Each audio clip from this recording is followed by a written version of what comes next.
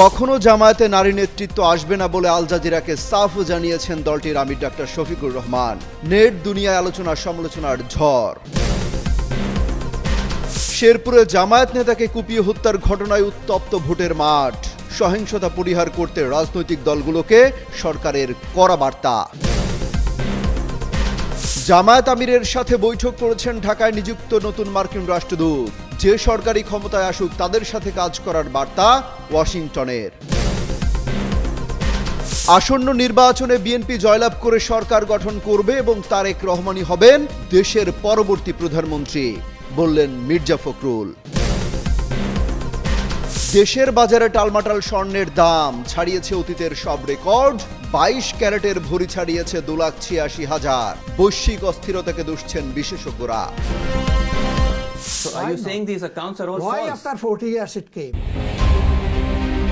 নারী ও পুরুষের মধ্যে আল্লাহ প্রদত্ত পার্থক্যের কথা উল্লেখ করে জামায়াত ইসলামীর আমির ডাক্তার শফিকুর রহমান বলেছেন, কোনো নারী দলটির প্রধান হতে পারবেন না। সম্প্রতি আল জাজিরাকে দেয়া এক সাক্ষাৎকারে এ মন্তব্য করেন তিনি। সাক্ষাৎকারে শফিকুর রহমানকে প্রশ্ন করা হয়, কোনো নারী কি জামায়াতের প্রধান হতে পারেন? জবাবে শফিকুর রহমান বলেন, এটা সম্ভব নয়। এটা সম্ভব নয় কারণ আল্লাহ প্রত্যেককে নিজস্ব সত্তা দিয়ে সৃষ্টি করেছেন। কারণ পুরুষরা কখনোই সন্তান ধারণ করতে পারবেন না। আমরা কখনো শিশুকে বুকের দুধ পান করাতে পারবো না। এটি আল্লাহ প্রদত্ত। আর নারী ও পুরুষের মধ্যে কিছু পার্থক্য রয়েছে। আল্লাহ যা সৃষ্টি করেছেন আমরা তা পরিবর্তন করতে পারি না। জাতীয় নির্বাচনে জামায়াত কতজন নারীকে মনোনয়ন দিয়েছে এমন প্রশ্নের জবাবে জামায়াতের আমির বলেন, সংসদ নির্বাচনে একজনও না। তবে আমরা প্রস্তুতি নিচ্ছি। আমরা ইতোমধ্যে স্থানীয় সরকার নির্বাচনে অংশ নিয়েছি, যেখানে আমাদের বোনেরা প্রতিদ্বন্দ্বিতা করেছেন এবং সফল হয়েছেন। তবে ভবিষ্যতে আমরা সংসদের জন্য সেই প্রস্তুতি নিচ্ছি। শফিকুর রহমান আরও বলেন, অন্যান্য দলগুলোতেও আপনারা উল্লেখযোগ্য সংখ্যক নারী দেখতে পাবেন না, কারণ এটি বাংলাদেশের একটি সাংস্কৃতিক বিষয়। তবে আমরা এর জন্য প্রস্তুতি নিচ্ছি। সাক্ষাৎকারের এক পর্যায়ে সাংবাদিক জামায়াতের এই অবস্থানের বিরোধিতা করে বলেন, চমৎকার, আপনি বলছেন যে তারা একটি সংগঠনের প্রধান হতে পারবেন না, অথচ তারা 17 কোটি মানুষের একটি দেশের প্রধানমন্ত্রী হতে পারেন। সুতরাং পরিষ্কারভাবেই নারীরা নেতৃত্বের অবস্থানে থাকার যোগ্যতা রাখেন। জবাবে শফিকুর রহমান বলেন, এমনকি বিশ্বের অধিকাংশ দেশও এটাকে সম্ভব বলে মনে করেনি। এটাই বিশ্বের বাস্তবতা। সাংবাদিক যখন পাল্টা যুক্তি দিয়ে বলেন, বাংলাদেশ সহ অনেক দেশেই নারী নেতৃত্ব ছিল, তখন শফিকুর রহমান উত্তর দেন, খুব অল্প কিছু দেশে। এরপর আলোচনাটি বিএনপির সঙ্গে জামায়াত ইসলামীর অতীতের রাজনৈতিক জোটের দিকে মোড় নেয়, যেই সময় বেগম খালেদা জিয়া প্রধানমন্ত্রী হিসেবে দায়িত্ব পালন করেছিলেন। খালেদা জিয়া প্রধানমন্ত্রী হিসেবে ভালো কাজ করছেন কিনা এমন প্রশ্নের জবাবে জামায়াত আমির বলেন, এটা আমাদের সিদ্ধান্ত নয়, এটা তাদের দলের সিদ্ধান্ত। শেরপুরের ঝিনাইগাতিতে চেয়ারে বসাকে কেন্দ্র করে বিএনপি ও জামায়াতের মধ্যে সংঘর্ষে উপজেলা জামায়াতের সেক্রেটারি রেজাউল করিম নিহত হয়েছেন। এ নিয়ে গোটা জেলায় রীতিমতো তোলপাড় শুরু হয়েছে। অন্তর্বর্তী সরকার এই ঘটনায় গভীর উদ্বেগ প্রকাশ করেছে।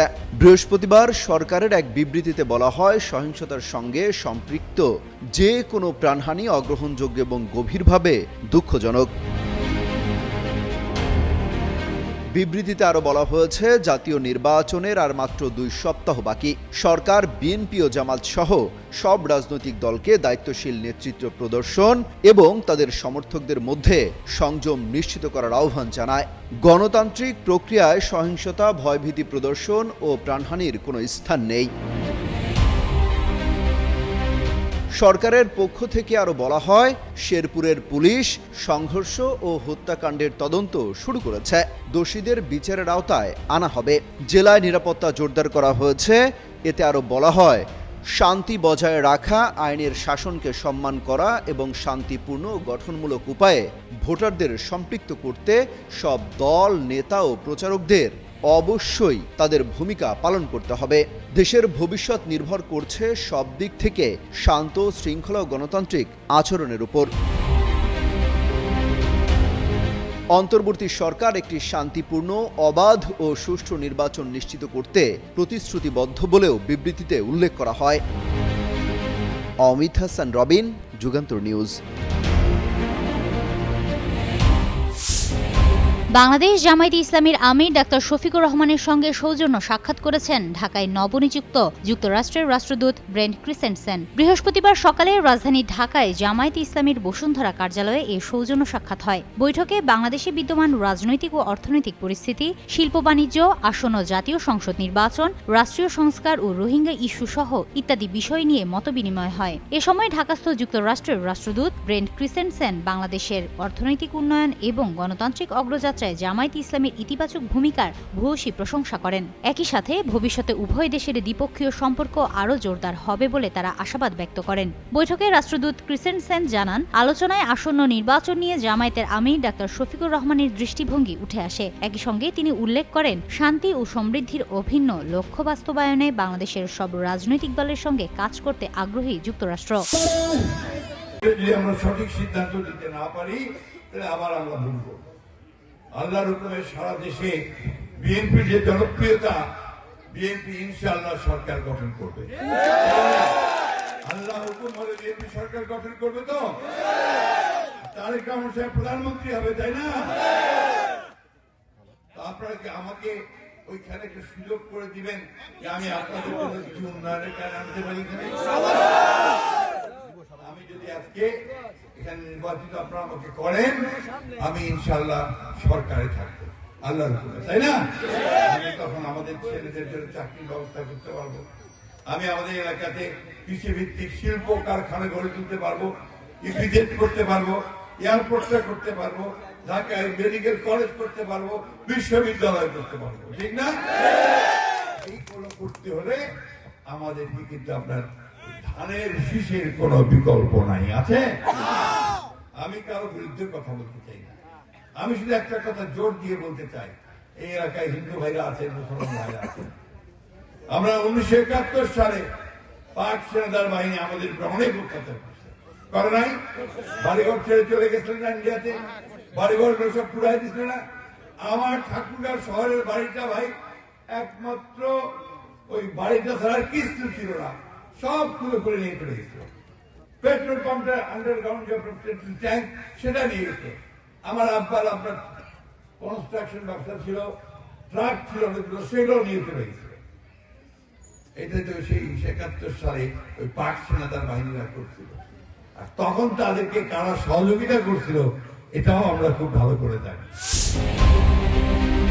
বিশ্ববাজারের অস্থিরতা আর বিনিয়োগকারীদের নিরাপদ আশ্রয়ের খোঁজ সব মিলিয়ে স্বর্ণের দামে যেন থামার নাম নেই। প্রতিদিনই নতুন রেকর্ড গড়ছে এই মূল্যবান ধাতু। তারই ধারাবাহিকতায় বৃহস্পতিবার দেশের বাজারে স্বর্ণের দামে আবারও বড় ধরনের উলম্ফন দেখা গেছে। বৃহস্পতিবার ভরি প্রতি স্বর্ণের দাম বেড়েছে 16,213 টাকা। 22 ক্যারেটের এক ভরি স্বর্ণের দাম দাঁড়িয়েছে 2,86,001 টাকা, যা দেশের ইতিহাসে সর্বোচ্চ। এক ধাপে এর আগে কখনোই স্বর্ণের দাম এতটা বাড়েনি। বাংলাদেশ জুয়েলার্স সমিতি এক সংবাদ বিজ্ঞপ্তির মাধ্যমে দাম বাড়ানোর তথ্য জানায়। এর আগেও পরপর 2 দিন স্বর্ণের দাম বাড়িয়েছে সংস্থাটি। গতকাল ভরি প্রতি দাম বেড়েছিল 7,348 টাকা, আর তার আগের দিন মঙ্গলবার বাড়ানো হয়েছিল 5,249 টাকা। যে গতিতে স্বর্ণের দাম বাড়ছে তাতে বাজার বিশ্লেষকদের ধারণা 3 লাখ টাকার মাইলফলক ছুঁতে আর খুব বেশি সময় লাগবে না। করোনার পর গত 5 বছরে দেশে ও বিদেশে সোনার দাম দ্রুত গতিতে বেড়েছে। দেশের বাজারে 2023 সালের 21 জুলাই প্রথমবার ভরি 1 লাখ টাকায় পৌঁছায় স্বর্ণের দাম। এরপর গত বছরের ফেব্রুয়ারিতে 1.5 লাখ, অক্টোবরে 2 লাখ এবং গত বৃহস্পতিবার 2.5 লাখ টাকা ছাড়িয়ে যায়।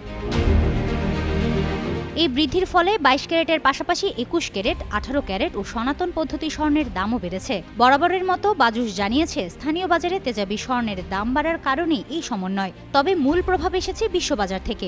বর্তমানে আন্তর্জাতিক বাজারে প্রতি আউন্স স্বর্ণের দাম $5,500 ছাড়িয়েছে। আন্তর্জাতিক বিভিন্ন সংস্থার পূর্বাভাস অনুযায়ী মার্কিন প্রেসিডেন্ট ডোনাল্ড ট্রাম্পকে ঘিরে বিশ্ব বাণিজ্যে যে অনিশ্চয়তা তৈরি হয়েছে তার প্রভাবে স্বর্ণের দাম শিগগিরই $7,000 পৌঁছাতে পারে। হিমাতুল জান্নাত, যুগান্তর নিউজ।